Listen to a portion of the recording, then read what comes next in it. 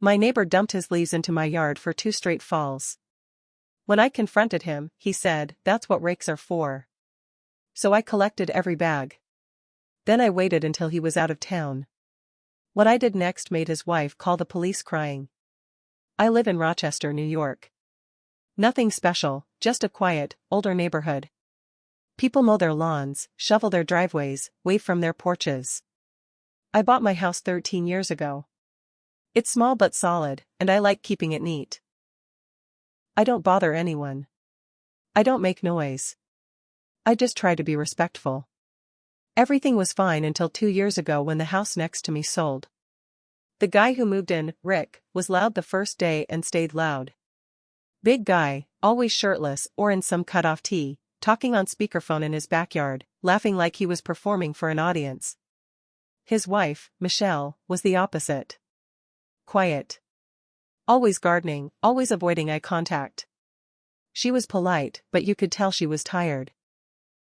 First fall they were there, I noticed a huge uptick in leaves in my yard. Now, I've got 1 oak tree. I've lived here long enough to know what my fall cleanup usually looks like. But that year, it was like someone dumped a forest in my lawn. I figured, maybe it was a fluke. Maybe the wind carried more leaves. Then I caught him. I looked out the kitchen window one morning and saw Rick in his backyard with a big, gas-powered leaf blower. But instead of cleaning up, he was walking along the fence line, aiming the blower through the gaps in the fence. He was literally blowing piles of leaves straight into my yard. I stepped outside and stared. He didn't flinch. He looked up and said, "That's what rakes are for, right?" I didn't even know what to say. I think I just stood there, stunned. That kind of disrespect, it throws you off the first time. I spent that whole fall raking and bagging leaves.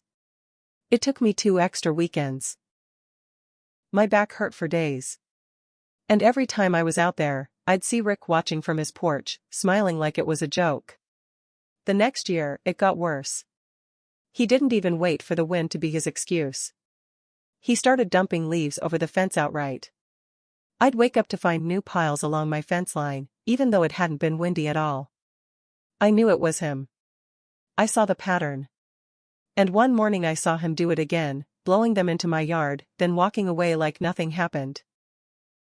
I decided to confront him. I walked over to the fence, called out, "Rick, can we talk?" He turned, already smirking. I said, "Can you stop pushing your leaves into my yard?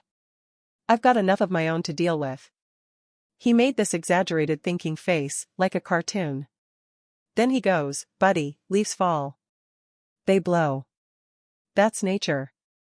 If you can't handle some yard work, maybe you should move into a condo." I said, "I saw you. You're blowing them in here. On purpose."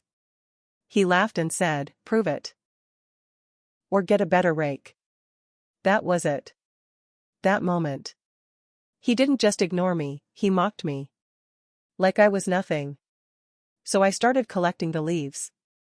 Every single one I suspected came from his trees. I bagged them separately. I kept my own leaves in black bags and his in brown. I labeled each brown bag with the date. I stored them along the back wall of my garage. Out of sight. I did this every weekend for 2 months. 47 bags. Some were so heavy I had to drag them. That winter, I let them sit. Spring came, then summer. I didn't mention it again. I didn't look at him, didn't wave. Just watched. Patient. Every October, Rick and Michelle go away for their anniversary. She told me once, it's some cabin in the Adirondacks. They're always gone 4 days, like clockwork. That fall, I waited for their car to leave. Then I opened my garage, loaded every single one of those 47 bags into my truck, and drove 2 blocks over so no one would see me backing up to his driveway. I got to work. I sliced open each bag and dumped the leaves all over his front lawn. Not just dumped, spread. I made it look natural, like the house had been abandoned. I shoved leaves into the corners of his porch, under the mat, behind the drain pipes, under the carport, even stuffed some through the mail slot. I wanted it to look like time passed. Like no one had touched the place in weeks. Then I took a rake and made lines in the leaves, like someone had tried to clean up and given up halfway. I left the rake leaning against the steps. When I finished, it looked like the front of the house had been swallowed by fall. Like no one lived there anymore. Then I left. I didn't tell anyone. Not even my brother. I waited until Sunday. That night, I heard Michelle's voice through the wall. Screaming. Next thing I know, police show up. Flashlights. Talking. I stepped onto my porch to see what was going on. Michelle was crying, hands in her hair. She kept saying, "It wasn't like this. Someone trashed our yard." I heard one officer say, "Ma'am, it looks like leaves," she said, "not like this. Not this many. Look at this. They're stuffed everywhere." They took a report. That was it. No arrests. Nothing on the news. But the best part? Rick had to come back early from his trip. I saw him the next morning. No jokes. No smirk. Just silence as he raked for hours. Michelle didn't come outside once. That fall? Not one leaf in my yard. But that's not the end. I figured that was the end of it. But people like Rick don't let things go. The next time I saw him was in April. He was trimming hedges in the front yard. I was getting my mail. He didn't say anything at first. Just looked at me too long. Then he said, "You must have had a real quiet winter. Lots of time to scheme." I didn't respond. He laughed. "I'm just saying, it'd be a shame if your little garden shed caught some wind this year. Real shame." That's when I knew, he wasn't just pissed. He wanted payback. Summer came and I noticed small things. My trash bins would be knocked over, always when it rained. My lawn sprinklers got bent out of position. One morning I found dog poop on my porch. I don't have a dog. I didn't have proof, but I knew. So I started documenting. Every time something happened, I took photos. Timestamps. I bought a cheap trail cam from a hunting store and hid it inside the birdhouse on my fence line. I aimed it toward my driveway. Then in June, I caught him. He came out just after midnight. Shirtless, holding a bag. I watched the footage later. He crouched near my porch, emptied the bag of trash, and walked off like it was normal. That was it. I made a copy of the video and put it on a USB stick. The next morning, I didn't say a word to Rick. I just walked across the street to our neighborhood watch coordinator, Mrs. LeMay. She's 73, but sharper than most people I know. Keeps records. Sends the community newsletter. She doesn't like drama, but she hates rule breakers even more. I told her I had something she should see. She watched the footage twice. Then she said, "I always knew that man was rotten." She made a call. Within a week, Rick got a letter from the city. Something about nuisance complaints under review. Then the HOA president, who Rick had once insulted at a barbecue, scheduled a surprise property inspection. I didn't even need to be involved. The neighborhood had waited for a reason to go after him, and now they had one. Over the next few weeks, Rick got hit with fine after fine. Improper trash storage. Lawn maintenance violations. Illegal noise, his damn speakerphone. He had to take down an old shed that didn't meet code. Michelle stopped talking to me altogether. She barely made eye contact now. And the weirdest part? I almost felt bad for her. But not for Rick. Because 2 weeks ago, something happened that changed the whole game. And this time, it wasn't anything I did. 2 weeks ago, a U-Haul showed up in Rick's driveway. I thought maybe they were moving. Honestly, I hoped they were. But it wasn't that. It was just Michelle. She was loading boxes. Alone. She wasn't in her gardening clothes. She was dressed like she was leaving for good, jeans, hoodie, hair tied back, face tight. I stood in my garage, watching quietly. She noticed me. Didn't smile, but didn't look away either. Just nodded once. That night, Rick came home to an empty house. The shouting started around 8 p.m. I could hear it through the walls. Slamming doors. Something glass breaking. No Michelle. Just Rick yelling into the air like someone had stolen his life. Then, silence. The next morning, the police were at his door. 2 officers. No lights. Just a knock, a quiet conversation.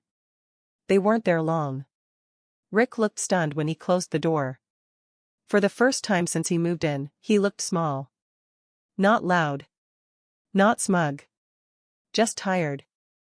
I found out from a neighbor 3 houses down, Rick and Michelle were splitting. She'd filed a restraining order. No physical violence, but long-term emotional abuse.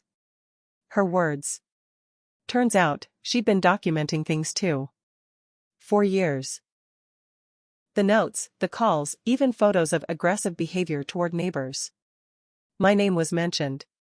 That's when I realized, Michelle wasn't just quiet, she'd been watching him too. From the inside. And now Rick was alone. The house got quieter. No late-night music. No yard work. He just sat on the porch, beer in hand, staring at the fence. Last night, something new happened. I heard a knock at my door around 9:15. It was Rick.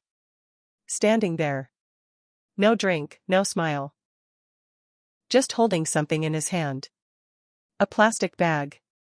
He said, "This fell over from your trash bin, I think." His voice was low. Tired. No sarcasm. I looked at the bag. Just empty cans and junk mail. I took it. Said, "Thanks." He nodded. Stood there for a second too long. Then walked back across the lawn without a word. And I couldn't tell if he was trying to make peace, or if this was just another setup. After that night, Rick started acting different. No more smart-ass comments. No more trash games or leaf wars. Just quiet. Too quiet. He'd mow his lawn at normal hours. Keep his garage door shut. Sometimes I'd catch him staring across the fence like he wanted to say something, but he never did. Just stood there, arms folded, jaw clenched. A few times I saw him walk past my driveway, then double back like he forgot something. It was strange. Like he didn't know what to do now that he wasn't at war with anyone. But something still felt off. Last Friday, my trail cam caught movement again around 2 a.m. I thought, maybe he slipped back into his old habits. But when I checked the footage, it wasn't what I expected. It was Rick. Standing in his backyard. Staring up at Michelle's old bedroom window. Just standing there in the dark, holding a drink. He never looked at my yard, never said a word. Just stood there for almost 10 minutes. Then walked inside. I didn't know what to make of it. The next day, I saw a for sale sign go up in his yard. No warning.